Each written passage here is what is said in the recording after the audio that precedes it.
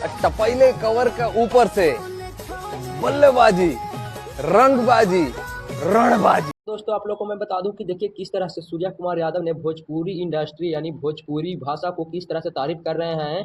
जो पहला नाम भोजपुरी को आता है खेसारी लाल यादव से आता है। तो हाँ, तो दोस्तों मैं बता दूं कि खेसारी यादव के बारे में भी बोल रहे थे कि देखिए किस तरह से भोजपुरी इंडस्ट्री को मैं नाम इसलिए नहीं लेता हूँ क्योंकि मुझे भोजपुरी भाषा बहुत ही अच्छा तरीका से पसंद है।